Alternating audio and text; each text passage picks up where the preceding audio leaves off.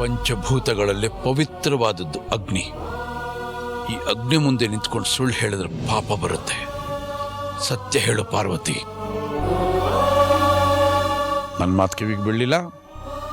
ಆ ಮಗು ಯಾರದ್ದು ಅಂತ ನಾನು ಕೇಳ್ತಾ ಇದ್ದೀನಿ. ಆದಿ, ಏನಪ್ಪ ವಿದ್ಯಾವಂತ ಹುಡುಗ ನೀನು ಸುಳ್ಳು ಹೇಳ್ತಾ ಇದೀಯಾ? ಪಾರ್ವತಿ, ನಾನು ಕೊನೆಯದಾಗಿ ಕೇಳ್ತಾ ಇದ್ದೀನಿ, ನೀನೀಗ ಸತ್ಯ ಹೇಳಲಿಲ್ಲ, ನನ್ನ ಮೇಲೆ ಆಣೆ.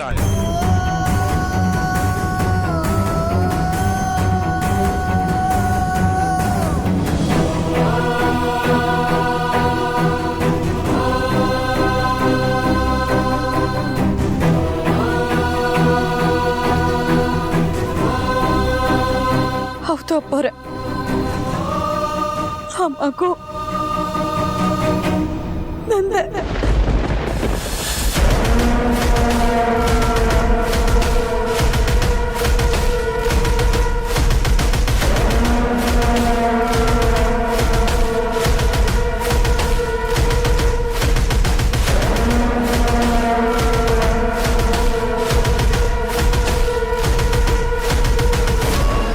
ನಮ್ಮ ಪುಟಾಣಿ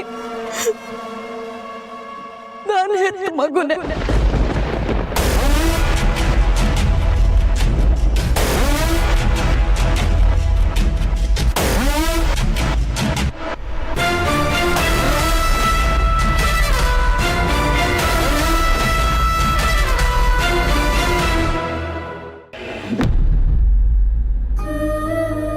ಕೂತ್ಕೊಂಡ್ಬಂತು.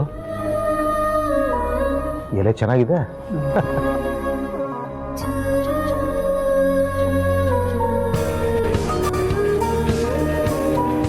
ದಾಮಿನಿ ಫೋನ್ ಮಾಡಿದಾಳೆ. ಹೇಳು ದಾಮಿನಿ. ಭಾವ, ನಿಮ್ಮ ಹತ್ರ ಒಂದು ಮುಖ್ಯವಾದ ವಿಷಯ ಹೇಳಬೇಕಾಗಿತ್ತು, ಅದಕ್ಕೆ ಕಾಲ್ ಮಾಡಿದೆ. ಮುಖ್ಯವಾದ ವಿಷಯನಾ? ಏನದು? ಭಾವ, ಜನನಿ ನಮ್ಮನ್ನೆಲ್ಲ ಬಿಟ್ಟು ಬಂಗಾರಿನೂ ಕರ್ಕೊಂಡು ದುಬೈಗೆ ಹೋಗ್ತಾಳಂತೆ.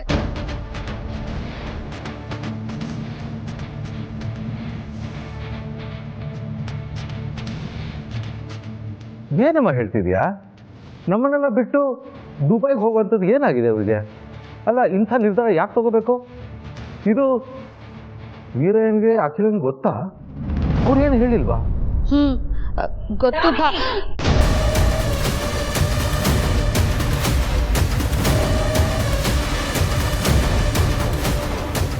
ಜನನಿ ವಿಷಯನ ರಘು ಹತ್ರ ಈಗಲೇ ಹೇಳೋ ಅಂತ ಅವಸರ ಏನಿತ್ತು ದಾಮಿನಿ? ಅವ್ರ ಹೆಲ್ತ್ ಸೂಕ್ಷ್ಮ. ಅವ್ರ ಗಾಬರಿ ಆದ್ರೆ ಅವ್ರನ್ನ ಸಮಾಧಾನ ಮಾಡೋದು ಎಷ್ಟು ಕಷ್ಟ ಅಂತ ನಿನಗೆ ಗೊತ್ತು ತಾನೆ? ಮತ್ತೆ ಯಾಕೆ ಹೇಳಿದೆ? ಸಮಯ ನೋಡಿ ನಾನೇ ಹೇಳ್ತಿದ್ದೆ, ನಾನೇ ವಿಷಯ ತಿಳಿಸ್ತಿದ್ದೆ. ನನಗೂ ಒಂದು ಮಾತು ಹೇಳ್ದೆ, ನೀನ್ ಯಾಕೆ ಫೋನ್ ಮಾಡಿದೆ? ಅಕ್ಕ, ಅದು ನಮ್ಮ ಕೈಲಿ ಜನನಿನ ದುಬೈಗೆ ಹೋಗೋದನ್ನ ತಡೆಯೋಕ್ಕಾಗಲಿಲ್ವಲ್ಲ, ಅದಕ್ಕೆ ಭಾವನ್ಗೆ ಹೇಳಿದ್ರೆ ಅವ್ರಿಗೇನಾದರೂ ಮಾಡಿ ಜನನಿ ಹೋಗೋದನ್ನ ತಡೀತಾರೇನೋ ಅಂತ ಭಾವಂಗೆ ಫೋನ್ ಮಾಡಿದೆ ಅಕ್ಕ. ರಘು ಇನ್ನೂ ಲೈನಲ್ಲೇ ಇದ್ದಾರಾ? ಹ್ಞೂ ಅಕ್ಕ. ನಾನು ಮಾತಾಡ್ತಿರೋವಾಗಾದ್ರೂ ಫೋನ್ ಕಟ್ ಮಾಡಬೇಕು ಅನ್ನೋ ಪರಿಜ್ಞಾನ ಇಲ್ಲ ನಿನಗೆ? ಫೋನ್ ಇನ್ನೂ ಆನಲ್ಲೇ ಇಟ್ಟಿದೀಯಾ? ಅಖಿಲ, ನಾನು ಎಲ್ಲ ಕೇಳಿಸ್ಕೊತಾ ಇದ್ದೀನಿ. ನೀನೇನು ಗಾಬರಿ ಆಗ್ಬೇಡ, ನಾನು ಆರಾಮಾಗಿದ್ದೀನಿ. I am okay. Sorry Raghu, ನನ್ನ ಕ್ಷಮಿಸ್ಬಿಡಿ. ನಿಮ್ಮಿಂದ ವಿಷಯ ಮುಚ್ಚಿಡಬೇಕು ಅನ್ನೋ ಉದ್ದೇಶ ನನಗಿರಲಿಲ್ಲ. ನಿನ್ನ ಉದ್ದೇಶ ನನಗೆ ಅರ್ಥ ಆಗುತ್ತೆ ಅಖಿಲ. ಆದರೆ ಜನನಿ ಹೋಗ್ತಿರೋದು ಅವಳು ಗಂಡನ ಹತ್ರ ತಾನೆ. ಹೋಗ್ಬೇಡ ಅಂತ ನಾನು ಹೇಗೆ ಹೇಳೋಕ್ಕಾಗುತ್ತೆ? ಹೇಳಿದ್ರು ಕೇಳೋ ಮನಸ್ಥಿತಿ ಅವಳಿಗಿರಲ್ಲ. ಸರಿ, ಒಂದು ಕೆಲಸ ಮಾಡ್ತೀನಿ, ಪ್ರೀತಿಗೆ ಫೋನ್ ಮಾಡಿ ಮಾತಾಡ್ಲಾ? ಈಗಲೇ ಬೇಡ ರಘು. ಹೇಗೂ ನಾಳೆ ನಾವೆಲ್ಲ ಅರಸನಕೋಟೆಗೆ ಬರ್ತಿದ್ದೀವಲ್ಲ, ಪ್ರೀತಿಗೆ ಫೋನ್ ಮಾಡಿ ನಾವಿಬ್ಬರು ಅವನ ಹತ್ರ ಮಾತಾಡೋಣ. ಅವನೇ ದುಬೈಯಿಂದ ಇಲ್ಲಿಗೆ ಬಂದ್ಬಿಟ್ರೆ ಜನನಿ ಅಲ್ಲಿಗೆ ಹೋಗೋ ಪ್ರಮೇಯನೇ ಇರಲ್ಲ ಅನ್ನೋದನ್ನ ಅರ್ಥ ಮಾಡಿಸಿ ಹೇಳೋಣ, ಮನವರಿಕೆ ಮಾಡಿಕೊಡೋಣ. ಸರಿ ಸರಿ ಅಖಿಲ, ಆದರೆ ನೀನು ಅಪ್ಸೆಟ್ ಆಗಬೇಡ. ಅಷ್ಟಕ್ಕೂ ಜನನಿ ದುಬೈ ಹೋಗೋಂಥ ಅರ್ಜೆಂಟ್ ಏನಿದೆ? ಅದು ನನಗೂ ಗೊತ್ತಿಲ್ಲ ರಘು. ಅದು ಅವಳ ಪರ್ಸನಲ್ ಮ್ಯಾಟರ್, ತೀರಾ ವೈಯಕ್ತಿಕವಾದ ವಿಷಯ. ನಾನು ತುಂಬ ಪ್ರೆಸ್ ಮಾಡಿ ಕೇಳೋಕ್ಕಾಗಲ್ಲಲ್ಲ. ಸರಿ ಬಿಡು, ನೀನು ಬಂದಮೇಲೆ ಅದ್ರ ಬಗ್ಗೆ ಮಾತಾಡೋಣ. ಸರಿ ರಘು. ನೀನು ಹುಷಾರು. ಸರಿ ರಘು.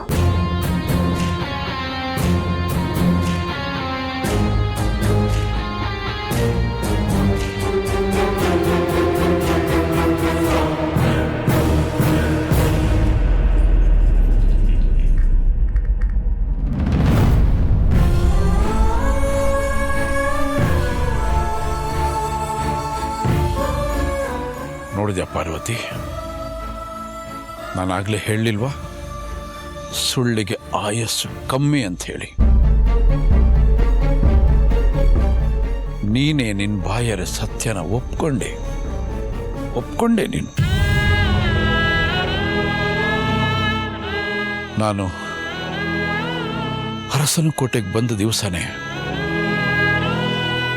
ನಿನ್ನ ಜನನಿ ಮಧ್ಯೆ ಸಣ್ಣ ಬಿರುಕನ್ನು ಗಮನಿಸಿದೆ.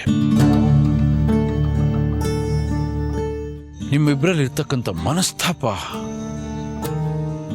ಚೆನ್ನಾಗಿರ್ಲಿಲ್ಲ. ಅದು ನನಗೆಲ್ಲೋ ಅನುಮಾನ ಕಾಡ್ತಾ ಇತ್ತು, ವಾತಾವರಣ ಸರಿ ಇಲ್ವಲ್ಲ ಅಂಥೇಳಿ. ಅದಾದ್ಮೇಲೆ ಆ ಮಗುಗೆ ಊಟ ಮಾಡಿಸೋವಾಗ, ನೆತ್ತಿಗತ್ತಾಗ, ಆ ಮಗುಗೆ ನೀರು ಕುಡಿಸೋವಾಗ ಪ್ರತಿ ಹಂತದಲ್ಲೂ ನೀನು ಆ ಮಗುಗೆ ಅಕ್ರೆ ತೋರಿಸ್ತಾ ಇದ್ದೆ. ಜನನಿಯ ಮುಖದ ಬದಲಾವಣೆ ಕಾಣ್ತಾ ಇತ್ತು. ಅಲ್ಲಿಗೆ ಗೊತ್ತಾಯಿತು ನಿಮ್ಮಿಬ್ಬರ ಮನಸ್ತಾಪಕ್ಕೆ ಮಗು ಕಾರಣ ಇರಬಹುದೇನೋ ಅಂತ.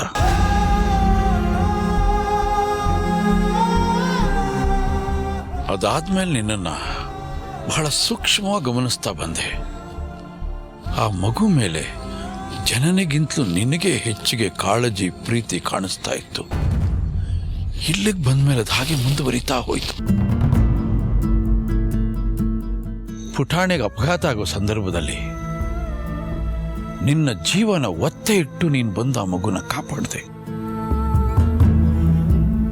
ಆ ಮಗು ಮೇಲೆ ನಿನಗಿರ್ತಕ್ಕಂಥ ಅತಿಯಾದ ಪ್ರೀತಿಯಿಂದ ಜನನಿನ ಹೊಡೆಯೋದಕ್ಕೆ ಕೈ ಎತ್ತದೆ. ಇದನ್ನೆಲ್ಲ ಗಮನಿಸಿದಾಗ ಮಗು ಜನನಿದಲ್ವೇನೋ, ನಿಂದೇ ಆಗಿರ್ಬೋದೇನೋ ಅನ್ನೋ ಒಂದು ಸಣ್ಣ ಅನುಮಾನ ನನಗೆ ಕಾಡಕ್ಕೆ ಶುರುವಾಯಿತು. ಆದರೆ ಈಗ ನಿನ್ನ ಬಾಯಿಂದ ಬಂದ ಮೇಲೆ ನನಗದು ಖಾತ್ರಿ ಆಯಿತು. ಪಾರ್ವತಿ, ನಿನ್ನ ಮಾತಿನ ಪ್ರಕಾರ ಆ ಮಗು ನಿಂದೇ ಆಗಿದ್ರೆ ಅದನ್ನ ಯಾಕೆ ಜನನೇ ಮಗು ಅಂತ ಹೇಳ್ತಾ ಇದೆಯಾ? ಯಾಕೆಲ್ಲರೂ ಅದನ್ನ ನಂಬ್ತಾ ಇದ್ದಾರೆ? ಹಾಗಾದ್ರೆ ಜನನಿ ಮಗು ಎಲ್ಲಿ? ಅದು ಯಾರ ಹತ್ರ ಇದೆ? ಯಾರು ಬೆಳೆಸ್ತಾ ಇದ್ದಾರೆ ಅದನ್ನ?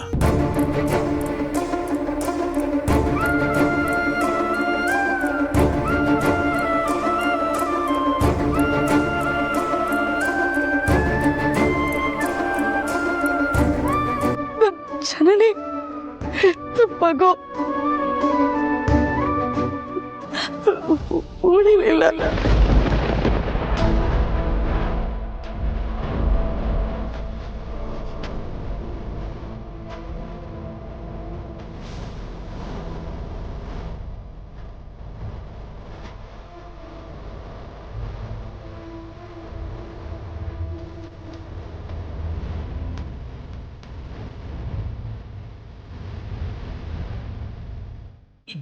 ಏನ್ ಹೇಳ್ತಿದ್ಯಮ್ಮ ನೀನು? ಜನನಿ ಮಗು ಸತ್ತೋಯ್ತು.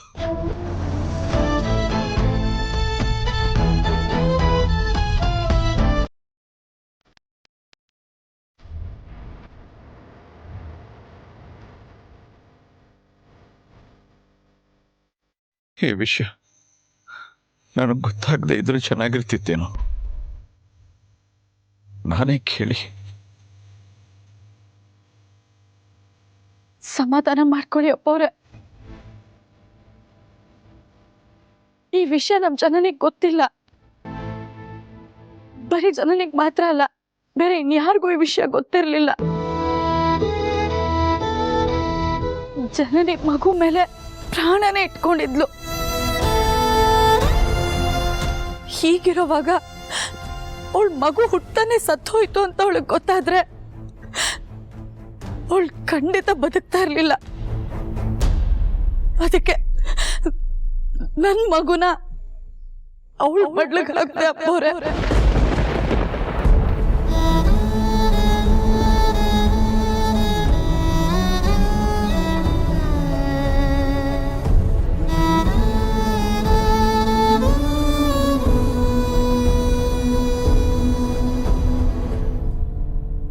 ಅವತ್ತಿಂದ ನನ್ನ ಮಗು ಜನನಿ ಮಡ್ಲಲ್ಲಿ ಬೆಳೀತಾ ಇದೆ. ಈ ವಿಷಯ ಅತ್ಯಮ್ಮಂಗಾಗ್ಲಿ ಜನನಿಗಾಗ್ಲಿ ಗೊತ್ತಾಗ್ಬಾರ್ದು ಅಂತ ಇಷ್ಟು ವರ್ಷ ಈ ಸತ್ಯನ ಮುಚ್ಚಿಟ್ಟಿದ್ದೆ ಅಪ್ಪವ್ರೆ. ಆದ್ರೆ ಇವತ್ತು ನಿಮಗೆ ಗೊತ್ತಾಗೋಯ್ತು. ಎಂಥ ತ್ಯಾಗಿನಮ್ಮ ನೀನು, ಎಂಥ ತ್ಯಾಗಿನಮ್ಮ. ಪ್ರತಿ ಸಲ ನೀನು ನನ್ನನ್ನು ಗೆಲ್ತಾನೇ ಹೋಗ್ತೀಯಲ್ಲಮ್ಮ ನೀನು. ನಿನ್ನಂತ ಹೆಣ್ಣು ಮಕ್ಕಳಿಂದ ಇಡೀ ಸ್ತ್ರೀ ಕುಲಕ್ಕೆ ಗೌರವಮ್ಮ. ನೀನು ಮಾಡಿರೋ ಈ ತ್ಯಾಗ ನಾನು ಹೇಗೆ ಕೈ ಮುಗಿಬೇಕು ಅಷ್ಟು, ಇನ್ನೇನು ಮಾತು ಬರ್ತಿಲ್ಲ ನನ್ನಿಂದ. ತುಂಬಾ ದೊಡ್ಡ ಗುಣ ನಿನಗೆ, ತುಂಬಾ ದೊಡ್ಡ ಗುಣ.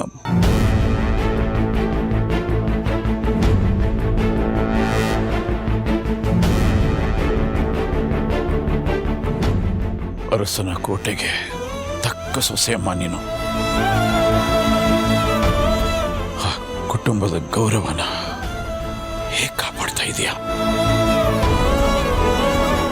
ಹೆಮ್ಮೆ ಆಗತ್ತೆ ನೀನು ನೋಡ್ತಾ ಇದ್ರೆ, ನನಗೆ ಹೆಮ್ಮೆ ಆಗತ್ತೆ ಪಾರ್ವತಿ. ಪಾಪ ಜನನಿ, ಅವಳು ಗೊತ್ತಿಲ್ಲಲ್ಲ ಆ ಮಗು ನಿಂದು ಅಂತ. ತನ್ನದೇ ಅನ್ಕೊಂಡು ಪ್ರೀತಿ ಮಾಡ್ತಿದ್ದಾಳೆ. ನೀನು ವಾತ್ಸಲ್ಯದಿಂದ ನಿನ್ನ ಮಗು ಹತ್ರ ಹೋಗುವಾಗ್ಲಿಲ್ಲ, ನಿನ್ನಿಂದ ಅವಳು ದೂರ ಮಾಡ್ತಿದ್ದಾಳೆ. ಆ ನೋವನ್ನ ನೀನು ಹೇಗೆ ಸಹಿಸ್ಕೋತಿಯಮ್ಮ? ಯಾವ ತಾಯಿಯಿಂದನೂ ಸಹಿಸ್ಕೊಳಕ್ಕಾಗೋದಿಲ್ಲ. ನೀನು ಹೇಗೆ ಸಹಿಸ್ಕೋತೀಯ?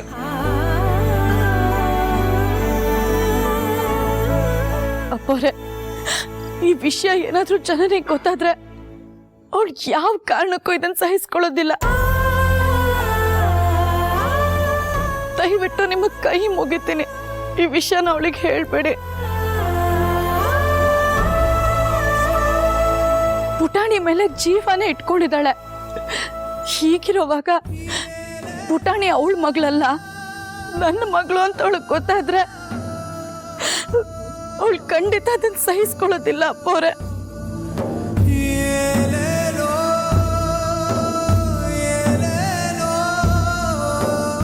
ಹಾಗಾದ್ರೆ ಆ ಮಗುನ ಬಿಟ್ಟಿರೋ ಶಕ್ತಿ ನಿನಗಿದೆಯಾ ಪಾರ್ವತಿ? ಆ ಮಗು ನಿನ್ನಿಂದ ದೂರ ಹೋದ್ರೆ ನೀನ್ ನೆಮ್ಮದಿಯಾಗಿ ಬದುಕಿರೋಕ್ ಸಾಧ್ಯನಾ ಪಾರ್ವತಿ?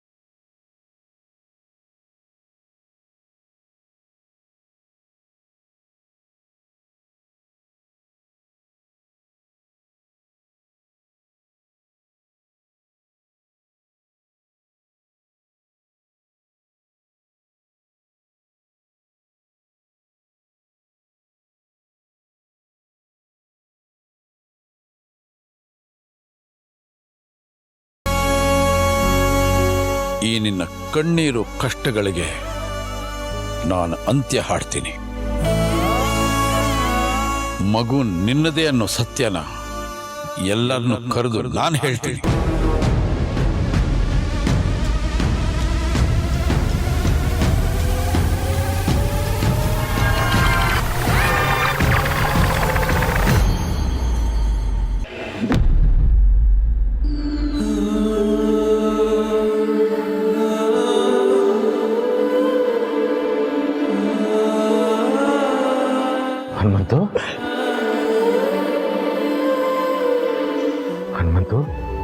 ಯಾಕೆ ಅಳ್ತಾ ಇದೆಯಾ? ಜನನಿ ವಿಷಯಕ್ಕ?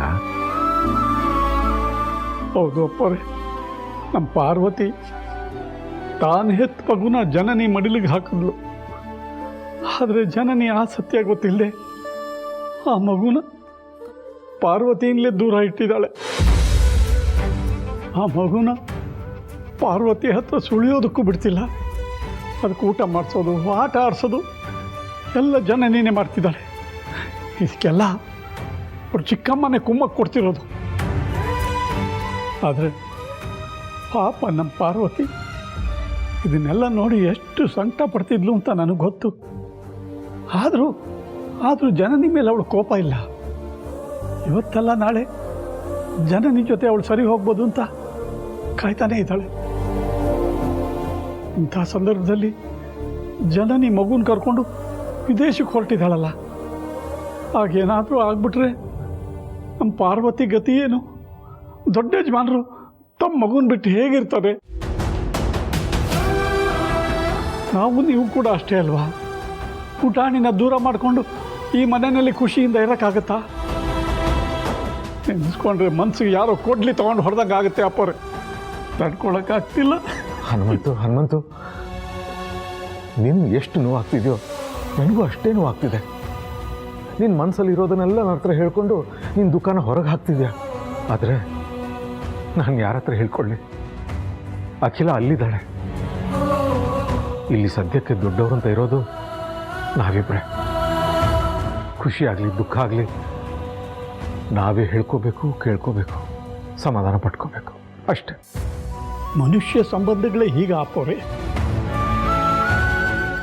ಆಗಾಗ ಬದಲಾಗ್ತಿರುತ್ತಲ್ವ. ನಾವು ಯಾರನ್ನು ಹೆಚ್ಚು ಇಷ್ಟಪಡ್ತೀವೋ ಅವರೇ ನಮ್ಮಿಂದ ದೂರ ಆಗ್ತಾರೆ ಅಂತ ಕೇಳಿದ್ದೆ. ಆದರೆ ಇವತ್ತು ಅದೇ ನಿಜ ಆಗ್ತಿದೆ. ಮಕ್ಕಳನ್ನ ನಾವೆಷ್ಟು ಹಚ್ಕೊಂಡಿರ್ತೀವಿ ಅಂತ ಅವಕ್ಕೆ ಯಾಕೆ ಅರ್ಥ ಆಗಲ್ಲ? ಸಮಯ ಸಂದರ್ಭನೇ ಅವ್ರಿಗೆಲ್ಲ ಅರ್ಥ ಮಾಡಿಸುತ್ತೆ ಹನುಮಂತು. ಅಷ್ಟಕ್ಕೂ ಜನನಿ ದೂರ ಹೋಗ್ತೀನಿ ಅಂತ ಹೇಳಿದಾಳೆ ಅಷ್ಟೇ, ಇನ್ನೂ ಹೋಗಿಲ್ವಲ್ಲ. ಹೋಗ್ತೀನಿ ಅಂತ ನಿರ್ಧಾರ ಮಾಡಿರೋದು ಕೂಡ ನಮ್ಮಿಂದ ಅರ್ಧ ದೂರ ಹೋದಂಗೆ ಅಲ್ವಾ ಅಪ್ಪರೇ?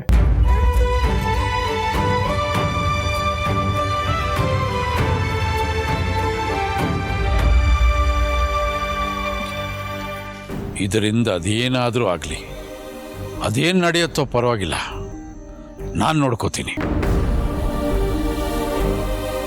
ಬೇಡ ಅಪ್ಪವ್ರೆ, ನಿಮ್ ಕಾಲಿಗೆ ಬಿದ್ದು ಕೇಳ್ತೀನಿ, ದಯವಿಟ್ಟು ಸತ್ಯ ಹೇಳ್ಬೇಡಿ. ಎದ್ದಾಳಮ್ಮ ಮೇಲೆ, ಎದ್ದಾಳಮ್ಮ ಮೇಲೆ.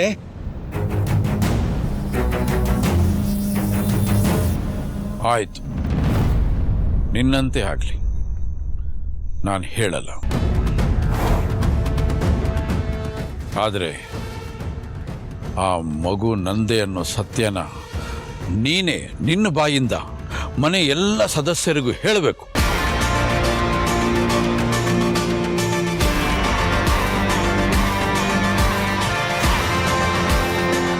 ನೀನೀಗ ನನ್ನ ಕಾಲು ಹಿಡ್ಕೊಂಡ್ರು ನಾನು ಕೇಳಲ್ಲ, ಕೈ ಮುಗಿದ್ರು ನಾನು ಕೇಳಲ್ಲ.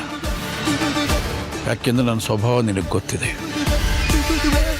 ಊರಲ್ಲಿ ಯಾರಿಗೆ ಅನ್ಯಾಯ ಆದರೂ ಅಲ್ಲೋಗಿ ನಿಂತ್ಕೊಂಡು ಅವ್ರಿಗೆ ನ್ಯಾಯ ಕೊಡಿಸೋನು ವೀರಯ್ಯ ದೇವ. ನೀನು ನನ್ನ ಪಾರ್ವತಿ, ನನ್ನ ಮಗಳಲ್ವಮ್ಮ ನೀನು. ನಿನಗೆ ಅನ್ಯಾಯ ಆಗ್ತಿದ್ರೆ ನಾನು ನುಂಗ್ಕೊಂಡು ಸುಮ್ಮನೆ ಇರಬೇಕಾ? ನಿನಗೆ ನ್ಯಾಯ ಕೊಡಿಸ್ಬೇಕು ತಾನೇ? ನಾನು ನಿನಗೆ ಗಡುವು ಕೊಡ್ತಾ ಇದ್ದೀನಿ. ನಾಳೆ ಇದೇ ಸಮಯದಲ್ಲಿ ಗಡಿಯಾರದ ಮುಳ್ಳು ಹೇಗೆ ಬದಲಾಗುತ್ತೋ ಹಾಗೆ ನಿನ್ನ ಮನಸ್ಸು ಬದಲಾಗಿ ನಿನ್ನ ಬಾಯಿಂದ ನೀನೇ ಸತ್ಯ ಹೇಳಿದ್ರೆ ನನಗೆ ತುಂಬ ಸಂತೋಷ ಆಗುತ್ತೆ, ನನಗೂ ಕೆಲಸ ಕಮ್ಮಿ ಆಗುತ್ತೆ. ಇಲ್ಲಾಂದರೆ ಬೇರೆ ಮಾರ್ಗನೇ ಇಲ್ಲ. ನಾನೇ ಹೇಳಬೇಕು, ಈ ಸಮಸ್ಯೆಗೆ ನಾನೇ ಪರಿಹಾರ ಹುಡುಕಬೇಕು. ಅದು ನನ್ನ ಕರ್ತವ್ಯ, ನನ್ನ ಧರ್ಮ.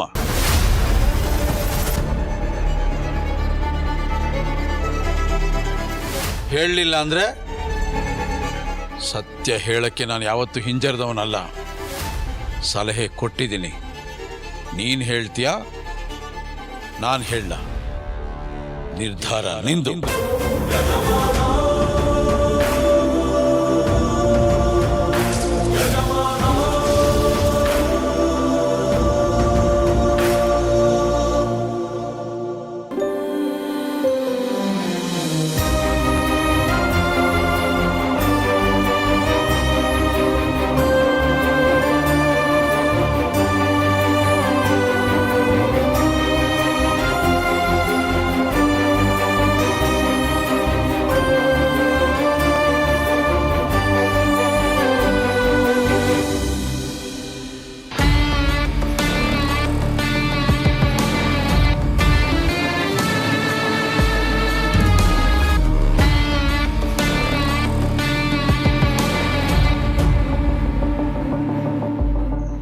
ಹೊತ್ತಲ್ಲಿ ನೀವು 3 ಜನ ಏನು ಮಾತಾಡ್ತಿದ್ರಿ ಇಲ್ಲಿ? ಅದು ಆದಿನೂ ಪಾರ್ವತಿನೂ ಚಳಿ ಕಾಯಿಸ್ಕೋತಾ ಇದ್ರು. ಸರಿ, ನಾನು ಹಾಗೆ ಓಡಾಡ್ತಿದ್ದೆ. ಸುಮ್ಮನೆ ನಾನು ಹೋಗಿ ಜೊತೆಯಲ್ಲಿ ಮೈ ಬೆಚ್ಚಗೆ ಮಾಡ್ಕೊಂಬಂದೆ ಅಷ್ಟೇ, ಇನ್ನೇನಿಲ್ಲಲ್ಲ. ಆದರೆ ವಿಷಯ ಏನೋ ಗಂಭೀರವಾಗಿದ್ದಾಗಿತ್ತು.